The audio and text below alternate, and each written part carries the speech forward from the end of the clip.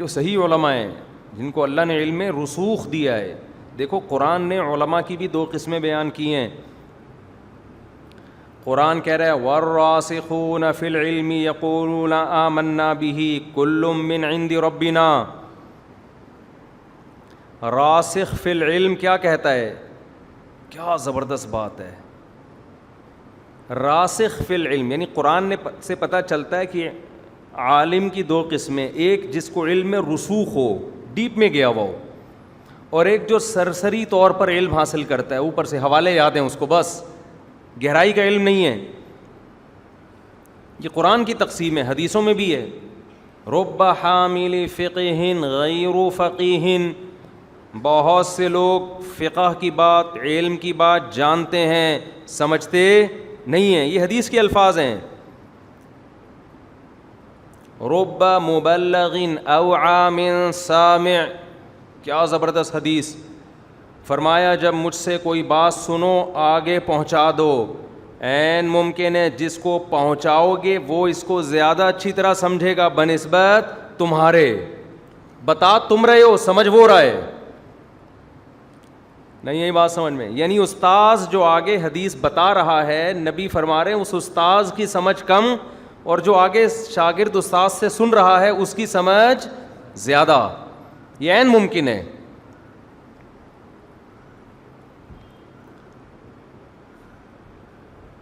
تو قرآن نے کیا بیان کیا؟ علماء کی کتنی قسمیں ہیں؟ دو. الراسخون فی العلم. اب کمال کی بات یہ ہے کہ جو عالم راسخ فی العلم ہے، قرآن نے اس کی تعریف میں یہ کہا کہ بہت سی چیزوں کے جواب میں وہ یہ کہتے ہیں کہ ہمیں اس کا مطلب معلوم نہیں ہے. ہیں بھائی، راسخ فی العلم کو تو مطلب پتہ ہوگا نا. بہت مشکل ہے بات سمجھانا، بہت مشکل ہے. یہ میں نے جہلم سے نہیں سیکھا، یہ الفاظ چورن چٹنی کے الفاظ میں نے وہاں سے سیکھے. راسخ فی العلم کیا کہتا ہے؟ اب دیکھیں اس آیت کا شان نزول بتاتا ہوں میں. قرآن میں بہت سے حروف مقطعات ہیں. الف لام میم، الف لام میم را، الف لام میم صاد، حامیم، حامیم عین سین قاف، ہے نا یہ. اسی طرح قرآن میں آتا ہے الرحمن علی العرش استوى، رحمان عرش پر مستوی ہے.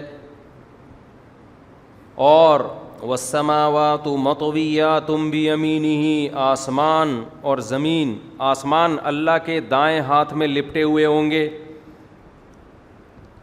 اللہ کہتے ہیں کہ جو کمزور علم والے لوگ ہیں، جب ان سے ان آیتوں کا مطلب پوچھا جائے تو وہ مطلب بتانے بیٹھ جاتے ہیں.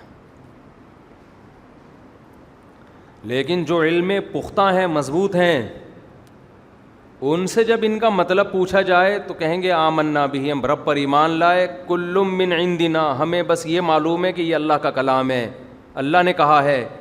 آگے اس کی حقیقت کیا ہے یہ ہم نہیں جانتے، ہمیں نہیں پتہ. اس سے ایک بات تو معلوم ہوئی کہ جو علماء علم میں راسخ ہیں وہ ہر چیز کا جواب نہیں دیتے. یہ جو آج ہر فیلڈ میں ٹانگ اڑانے والے لوگ ہیں نا، یہ اس کی علامت ہوتی ہے ان کے پاس علم نہیں ہے. ہر فیلڈ میں تبصرہ، پتہ ہو نہ ہو، ہر چیز میں گھسے ہوئے ہیں.